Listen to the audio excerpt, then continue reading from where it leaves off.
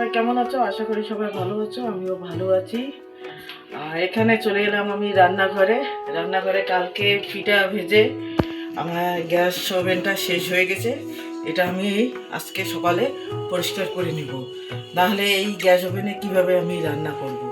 তাই আমি এটাকে ভালো করে পরিষ্কার করব, তোমরা দেখতে থাকো।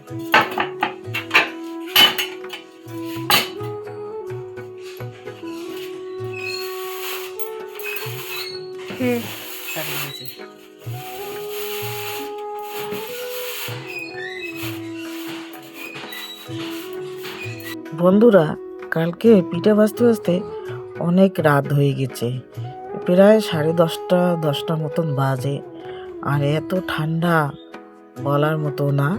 তাই আমি এই গ্যাস ওভেনটা যে পিঠা ভেজেছি এটা আমি এই রকমই রেখে দিয়েছি। আমি শুধু পিঠাগুলো ভেজে ভালো করে ঢাকনা দিয়ে আমি চলে গেছি, আর এই কাজগুলো আমি করিনি। আজকে সকালে ঘুম থেকে উঠেই এই কাজগুলো আমি শুরু করে দিয়েছি। সকাল সকাল ঘুম থেকে উঠেই আমি এই কাজগুলো করে নিচ্ছি। আমার গ্যাস ওভেনটা তো নোংরা হয়েছে বলার মতো না, তাই আমি সকাল সকাল গ্যাস ওভেনটা পরিষ্কার করে নিচ্ছি। আর আমি আমার রান্নাঘরটাও একটু লেপে নেব। কালকে এত রান্নাঘরে কাজ করা হয়েছে, অনেক নোংরা হয়েছে, তাই আমি আর রান্নাঘরটাও লেপে নিব। আমাদের রান্নাঘরে উপর দিকে একটু ফাঁকা আছে, তাই ওখানে দিয়ে নোংরা পড়ে। গ্যাস ওভেনটার তলাতেও একটু নোংরা জমে আছে, তাই আমি পরিষ্কার করে নিচ্ছি। আমার এটা প্রতিদিন পরিষ্কার করতে হয়, কেননা উপর পাশে একটু ফাঁকা আছে, নোংরা পড়ে। আর ওটার জন্য আমি প্রতিদিন আমার গ্যাস ওভেনটা পরিষ্কার করতে হয়। রাত্রি তো রান্না করার সময় আমি পরিষ্কার করে রাখি, তারপরের দিনে সকালেও আমার পরিষ্কার করতে হয়। তো পিঠা ভেজে আমার কড়াইটাও শেষ হয়ে গেছে, তাই আমি কড়াইটাও একটু মাজবো আর গ্যাস ওভেনটাও একটু পরিষ্কার করে নিচ্ছি। আগে গ্যাস ওভেনে আমার কাজ করতে হবে, চা বানাতে হবে, গ্যাস ওভেনটাকে আমি আগে পরিষ্কার করে নিচ্ছি। ভালো করে এগুলোকে ধুয়ে নিচ্ছি, ধুয়ে আবার আমি লাগিয়ে দেব। আমাকে সকাল সকাল চা বানাতে হবে, পল্লবীর বাবা আছে, তাই আমি এগুলোকে তাড়াতাড়ি করে ধুয়ে নিচ্ছি। যদি পল্লবীর বাবা আজকে যদি বাড়িতে না থাকতো তাহলে আমি চা বানাতাম না। আর পল্লবীর বাবা আছে তাই আমাকে চা বানাতেই হবে, কেননা কালকে আমরা অনেক পিঠা আছে, ওগুলোই আমরা খেয়ে নিতাম। আমাদের অত চা নেশাটা নেই, আমার মেয়েরও নেই, তাই পল্লবীর বাবা আছে দেখে আমি চাটা আজকে সকাল সকাল বানিয়ে নেব। আর এদিকে আমি গ্যাস ওভেনটা সব পরিষ্কার করে নিচ্ছি, এগুলোকে আমি লাগিয়ে নিলাম, নিয়ে আর ঘরটা এখন পরিষ্কার করে নিব। আমি এই যে আমার কাজ এগুলো হয়ে গেছে, এবার আমি স্নান করে এসে রান্না করব। দেখো এখনো কেউ উঠেনি, তাই আমি আজকে আমার অনেক কাজ আছে দেখে আমি তাড়াতাড়ি করে উঠলাম। যেদিন কাজ আছে সেদিন আমি তাড়াতাড়ি করে উঠি, কেননা কাজগুলো না করলে নিজেকেই কেমন একটা লাগে। তার জন্য আমি সকাল সকাল উঠে কাজগুলো করে নিলাম। করে এদিকে পল্লবীর বাবা উঠলো, তাই আমি একবারেই এদিকে চা বানিয়ে নিলাম, নিয়ে সবাই মিলে আমরা বসে গেছি। আমার দিদির মেয়ে যে ছিল ও আমাদের বাড়িতেই ছিল রাত্রিতে। ও সকালে ঘুম থেকে উঠেই পিঠা খেয়েই ও চলে গেছে। আমাদেরকে আগে বলেছি যে ও জয়ন্তী স্কুলেই ও ভর্তি হয়েছে, এখানেই প্রাইভেট পড়ে, তাই ও চলে গেল প্রাইভেটে। আমরা এদিকে খেয়ে নিচ্ছি। রাস্তার সাইডে বসানো হয়েছে আমাদের সোলার লাইট, এখানে বসে আমরা ভিডিও সব সময় এডিট করি। আর কোনো যদি সমস্যা হয়, নেট পায় না আমাদের বাড়িতে, তাই ওইখানে গিয়ে আমরা ভিডিও প্রসেসিং করি। আর আমাদের বাড়িতে এয়ারটেলের নেট আর ওয়াইফাই নেট কিচ্ছু পায় না, আমরা সেখানেই বসে ভিডিও প্রসেসিং করি। তাই ওইখানে লাইট লাগানোর পর আমাদের খুবই ভালো হয়েছে। আর এদিকে আমার দিদির মেয়ে এসেছে, ও খাওয়া দাওয়া করে নিল আসার পর।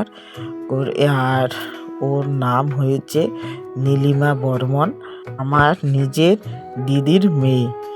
ও এবার মাধ্যমিক দেবে, তাই এখানে 4টা প্রাইভেট ধরেছে।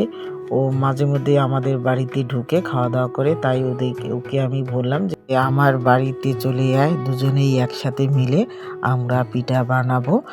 আর এদিকে আমার মেয়ে তো ছোট, এখনো ও কিছু পারে না, তাই ও চলে এসছে। আর আমি ওকে যা বলি তাই ও শোনে। আর ওকে আমি ছোট থেকেই মানুষ করেছি। আমার যতদিন বিয়ে হয়নি ততদিন ওকে আমি দেখেছি। আর মা তো আমার সবসময় কাজে যায়, তাই রান্না করে, তাই আমার মা সম্ভব হয়নি। আমি ওকে দেখেছি, আমার মাও দেখেছে একটু, তাই আমরা দুজনেই ওকে আমরা মানুষ করেছি। আর ওর মার একটা অসুখ হয়ে গেছে, অসুখ হওয়ার পর ওর মা ঠিক হয়ে গেছে, তবু আমরা ছোট থেকে মানুষ করেছি। তারপর আমাদের প্রতি একটা মায়া ছিল, তাই আমরাই রেখে দিয়েছি ওখানেই।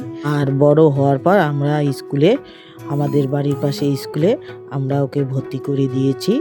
ওর মামার বাড়িতে থাকতে থাকতে আর বাড়িতে আসতে চায় না। তারপর আমার বিয়ে হয়ে গেল, বিয়ে হওয়ার পর ও একাই থাকে আর মন টেকে না ওর মামার বাড়িতে, তাই ও মামার বাড়িতে থেকে বাড়িতে চলে এলো। হয়ে আমার বিয়ে 2 বছর পর ও বাড়িতে চলে এলো। এখন বাড়িতে থেকে ও পড়াশুনো করে। আমার বাড়ির পাশে জয়ন্তী স্কুলে আমার মেয়ে পড়ে, তাই ওখানেই ও আগেই ভর্তি হয়ে গেছে। আমাদের বাড়িতে ও মাঝে মধ্যেই ঢোকে খাওয়া দাওয়া করে। তোমাদের সাথে অনেক কথা আমি শেয়ার করলাম, তাই শেয়ার করতে করতে এদিকে আমার মাছ ঝোল হয়ে এসেছে। আর মাছগুলো আমি ছেড়ে দিচ্ছি ঝোলের মধ্যে।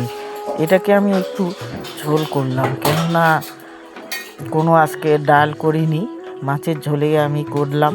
এটা দিয়েই আমরা ভাত খাবো।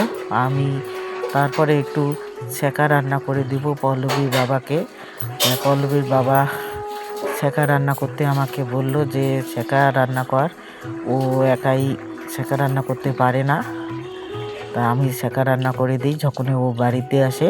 বাঁধাকপির ছেঁকা সিম দিয়ে খুব ভালো লাগে, তাই এদিকে আমি বসিয়ে দিলাম। আর ও খাওয়া দাওয়া করে চলে যাবে বাড়িতে। কালকে ওর প্রাইভেট নেই, তাই ও চলে যাবে বাড়িতে। আর আমার মেয়ে তো গেছে স্কুলে, তাই আমি ওদের দুজনকাকেই দিয়ে দিলাম। আর এদিকে আমার দিদির মেয়ে বাড়িতে চলে যাচ্ছে খাওয়া দাওয়া করে। তাই আমরা অনেকক্ষণ দাঁড়িয়ে আছি। আর বোনের মা দিদি দেখেছে, তাই আমাকে দেখে ওর বাচ্চা উঠেছে ঘুম থেকে 2টাই, তাই দাদা বাড়িতে নেই, আমাকে রাস্তার মধ্যে দিয়ে গেল, তাই আমি একটু কোলে নিয়ে আছি। এদিকে আমার মেয়ে বিকাল টাইমে খেয়ে নিচ্ছে। কি খাচ্ছিস দেখা একটু? এই যে কালকে যে আমি দুধ পুলি পিঠে বানিয়েছি, মেয়ে খেয়ে নিচ্ছে বিকাল টাইমে স্কুল থেকে এসে। ও খেয়ে নিচ্ছে, আজকে তো ওর প্রাইভেট নেই, তাই বিকেল টাইমে ও খেয়ে নিচ্ছে। কেমন লাগে বল?